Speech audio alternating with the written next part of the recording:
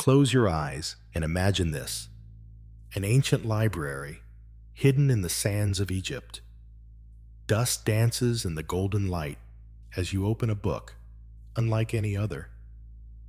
On its pages lies a wisdom whispered through centuries.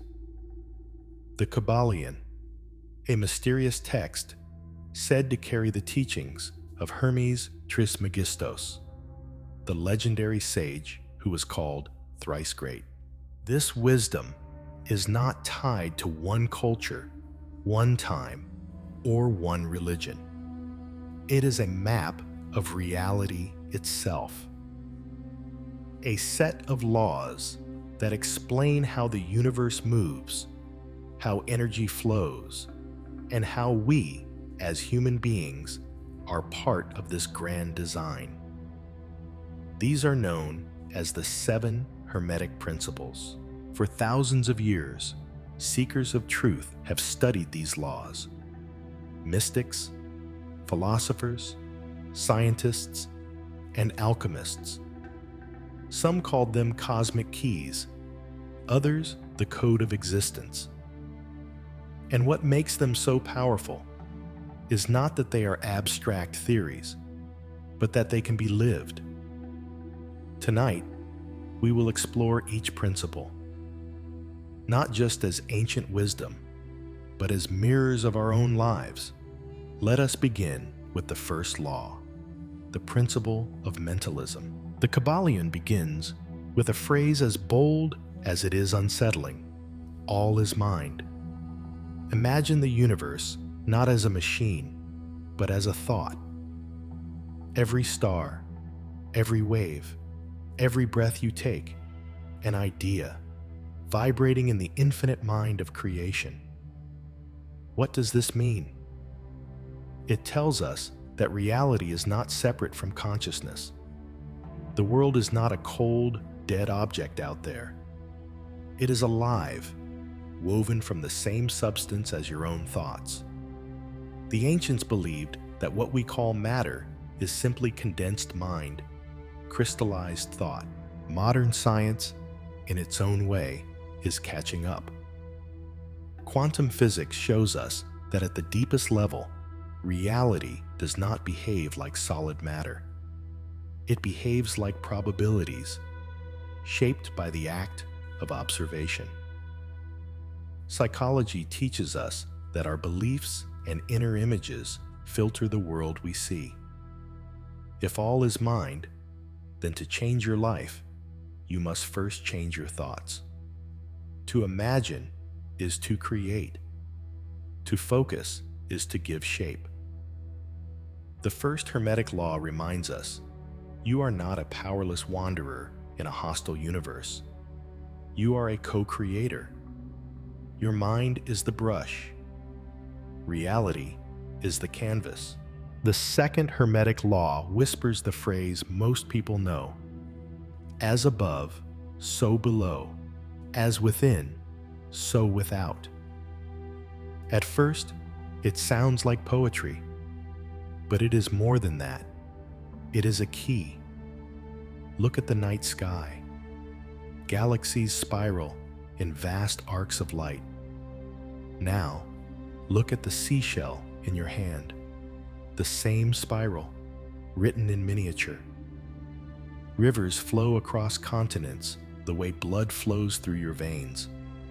Lightning branches in the sky as neurons spark in your mind. The macrocosm and the microcosm mirror one another. But this law is not just about nature's beauty. It is about you. Your inner state shapes the outer world you perceive. A restless mind sees chaos everywhere. A peaceful heart sees harmony even in storms. Life reflects us with uncanny precision. The ancients believed this correspondence was proof of unity, that the universe is a living mirror, repeating itself on every scale. What is written in the stars is echoed in the soul. So if you wish to understand the universe, first understand yourself.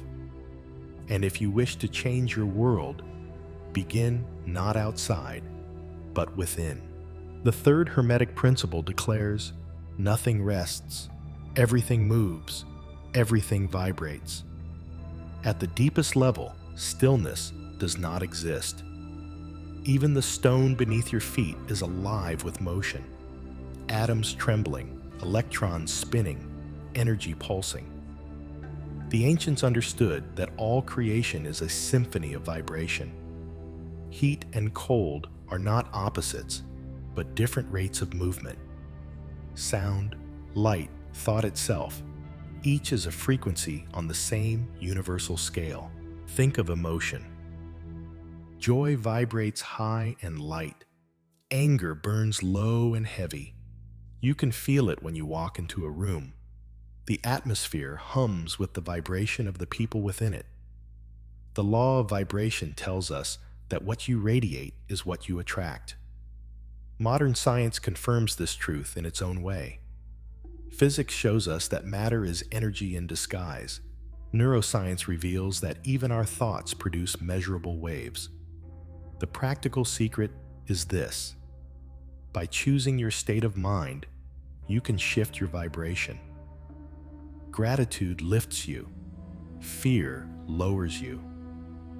You cannot escape vibration, but you can learn to tune it, like a musician tuning an instrument. And when you do, life itself begins to play in harmony.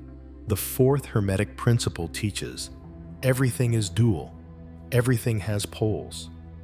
Light and darkness, hot and cold, love and hate. They are not separate forces, but two extremes of the same thing. Consider temperature. There is no clear boundary where heat ends and cold begins. Both are simply variations of one scale. The same is true for light and shadow, for courage and fear, for joy and sorrow. They exist not as enemies, but as degrees of the same essence. The ancients discovered a profound secret within this. Opposites can be transformed, not by fighting them, but by shifting your position along the spectrum. Hatred can be lifted into compassion, despair into hope, weakness into strength. Just as ice melts into water and water becomes vapor, every state carries within it the seed of its opposite. This principle teaches us to view life differently. Instead of clashing with contradictions, we begin to see polarity as a dance, a rhythm between two ends. Mastery comes not from denial, but from recognition. To hold both poles in awareness, and then to choose consciously where you wish to stand. The fifth Hermetic principle states, everything flows, out and in. Everything has its tides. Nothing in the universe moves in a straight line. Life unfolds in cycles. The swing of a pendulum, the rise and fall of waves, the heartbeat of existence itself. Look at nature. Day follows night. Winter melts into spring. The moon waxes and wanes. The same rhythm governs us. Moments of energy and inspiration are followed by rest and withdrawal. Joy alternates with sadness, success with setbacks. The ancients did not see this as punishment, but as law. To resist the swing of the pendulum is to suffer. To accept it is to live in harmony. When you know that every downward swing is followed by an upward one, despair loses its grip. Modern science echoes this in its own way. Biology shows us circadian rhythms, the cycles of sleep and wakefulness. Astronomy reveals planets moving in eternal orbits. Rhythm is not an exception, it is the rule. The key is to ride the wave without being enslaved by it, to flow with the rhythm rather than against it. For those who master this principle, life becomes not chaos, but music. The sixth Hermetic principle declares, every cause has its effect. Every effect has its cause. In this universe, nothing happens by chance. What we call luck or coincidence is only law unrecognized. Imagine throwing a stone into a still pond. Ripples expand outward, touching everything in their path. So it is with our actions, our words, even our thoughts. Each sets in motion waves that inevitably return. The Hermetists taught that to understand life is to understand chains of causation, to see beyond appearances and trace events back to their origins. Modern science agrees with physics. Every action has an equal and opposite reaction. In psychology, habits shape destiny.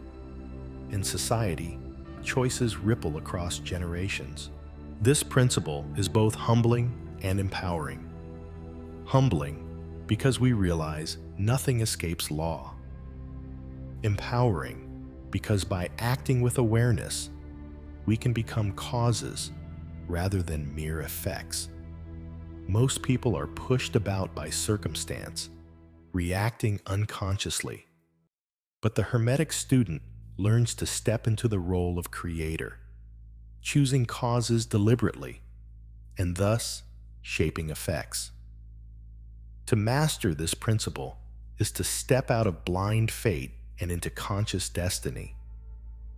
It is to realize we are not victims of chance, but authors of consequence. The seventh Hermetic principle proclaims, gender is in everything. Everything has its masculine and feminine principles. This is not about biology alone, but about the universal duality of creation. In every atom, in every soul, in every star, two forces dance. The masculine principle is active, directing, projecting. The feminine principle is receptive, nurturing, forming.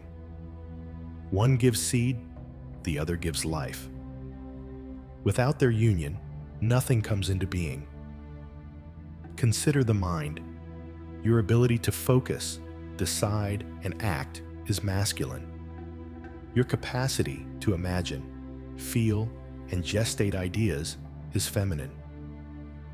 Together, they create thought, art, and invention. In nature, the same law applies. The sun warms, the earth receives. Together, they bring forth life. The ancients warned of imbalance.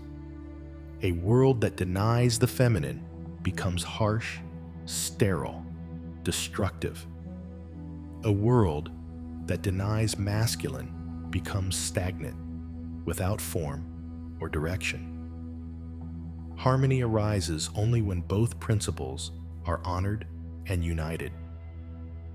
Modern psychology echoes this in the concept of anima and animus, the inner feminine within man, the inner masculine within woman. To integrate them is to move toward wholeness. The principle of gender reminds us creation itself is marriage. Spirit and matter, thought and feeling, will and imagination. Together, they weave reality. We have journeyed through the 7 Hermetic Principles: mentalism, correspondence, vibration, polarity, rhythm, cause and effect, and gender. Each is more than an idea. Each is a mirror, a law that shapes the fabric of existence. But their true power lies not in study, but in practice. To know that all is in mind is to take responsibility for your thoughts. To see correspondence is to recognize the reflection of your inner state in the outer world. To understand vibration is to tune your being like an instrument To grasp polarity is transforming extremes. To honor rhythm is to flow with cycles. To accept cause and effect is to act with awareness. And to embody gender is to unite the creative forces within. These principles are not distant theories. They are living tools, guides through the storms of life, reminders that beneath the chaos lies a hidden order. The Hermetic masters once said, "The lips of wisdom are closed, except to the ears of understanding." And now, the mirror turns to you. How do you see these principles shaping your own journey? Which one speaks to you most deeply? Perhaps the law of correspondence, showing you that your inner world colors the outer. Or maybe the principle of rhythm, reminding you that every winter is followed by spring. I invite you to pause, to reflect, and to share your thoughts below. What resonates with you? What principle do you already see at work in your life? Your voice is not just an answer. It becomes part of the great conversation, the weaving of wisdom that connects us all. Because the truth is this: the universe is not outside you. It lives within you. And every reflection, every insight you share, helps all of us see the pattern more clearly. So, what do you see in your mirror?